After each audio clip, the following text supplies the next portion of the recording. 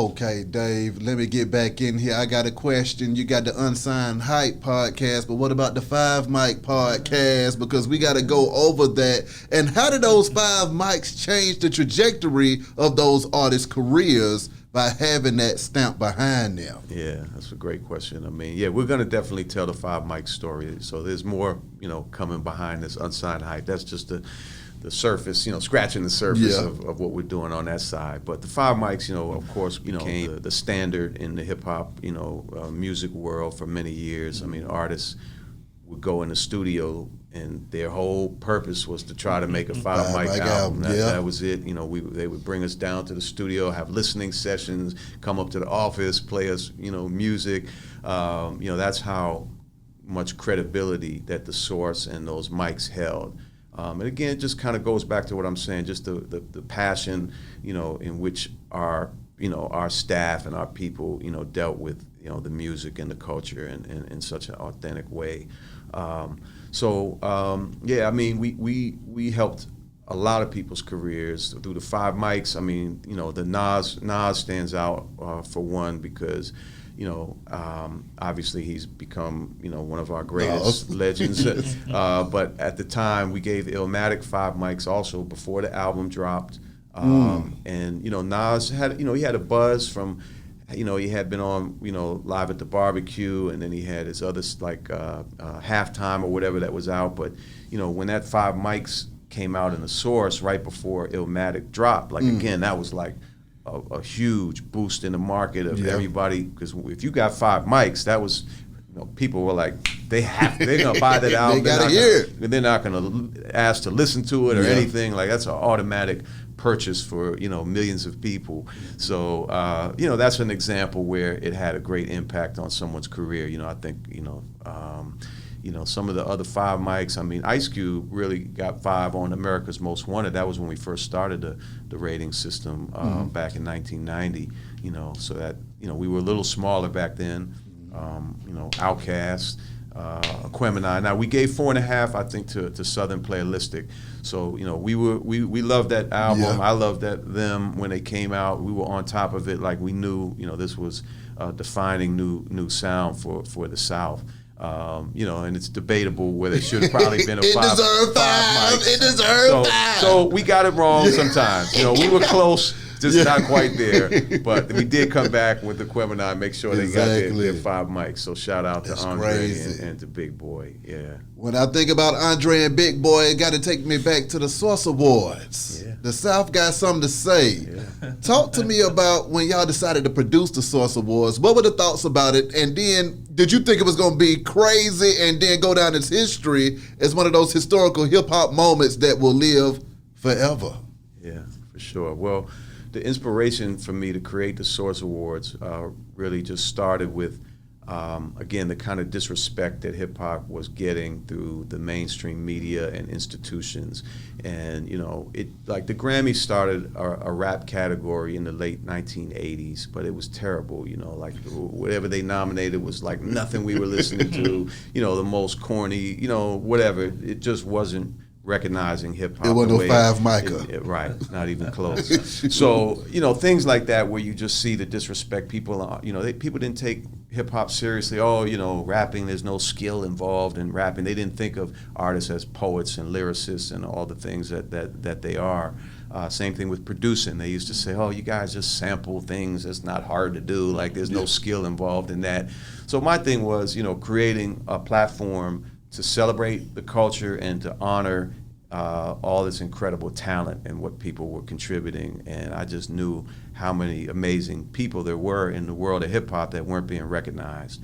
So the very first Source Awards was a day on Yo MTV Raps. So I had gone to them with the idea and said, hey, can we give out some Source Awards? We did like the end of the year issue and look back at the year, and we created the awards that way. But then it became, let me turn it into a real award show, So that first one was in '94. It was not televised. The famous one that everybody knows about, it was '95. That was our first televised show. I always believed the Source Awards, again, was going to be huge. I mean, became like the Super Bowl for the hip hop world, the biggest event of the year that everybody looked forward to, and I really, really believe it. So I knew it was difficult bringing people together, but again, I always had those relationships where I was able to talk to everybody, even if they might not totally like each know other or get along, and there was a level of respect that was there. It was a very, very important, exciting thing, and I was always, very involved in every Source Awards up until the last one I did in 2004 down in Miami. What went through your mind when Suge Knight got on that stage and said, if you don't want your producer and your PD just dancing and jumping in your videos, come to Death Row?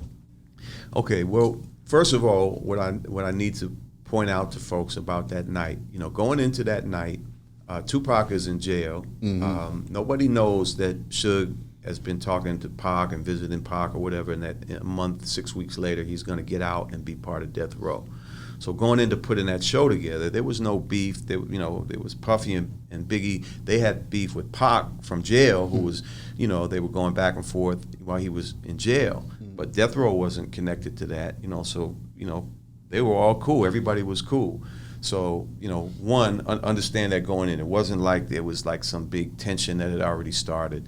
I haven't been able to have the conversation with Suge. I still plan to, hopefully, one of these days, of what really, was on his mind. I think there was some things that happened during the show, before he went up there, like when Bad Boy performed on that show.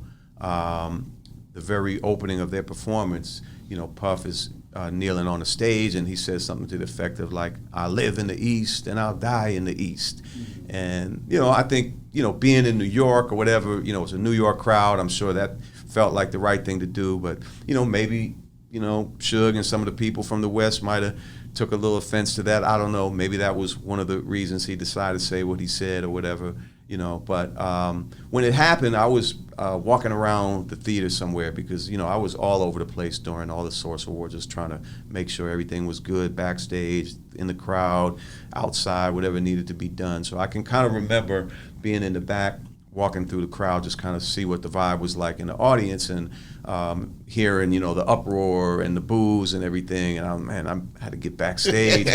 I rushed to the backstage, and on the back of the theater there in the garden, it's like stairs going up and down. There's different levels going up and down. I can just remember when I came on this side of the stage, Suge was like 50 guys rushing up and down the stage, rah, rah, making all this, noise, talking loud and everything. And on the other side of the stage was where Puffy was at, and he had a bunch of people over there with him, and they were all like, upset and trying to figure out what to do.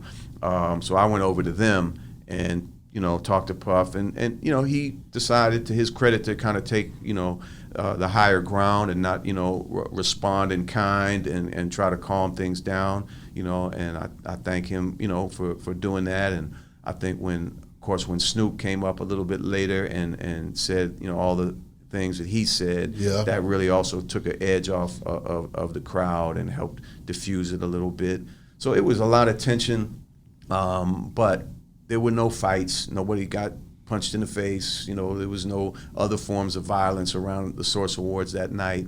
And most importantly, one of the narratives that I've seen being pushed over the years is like people feel like that's the start of, the drama between Suge and Bad Boy and all that kind of stuff that leads, of course, to what we know happened. But, to me, that really starts a month later when Big Jake, who worked for Death Row, Suge's man, gets killed in Atlanta outside of the Jermaine Dupri party, and that was allegedly by one of Puffy's guys.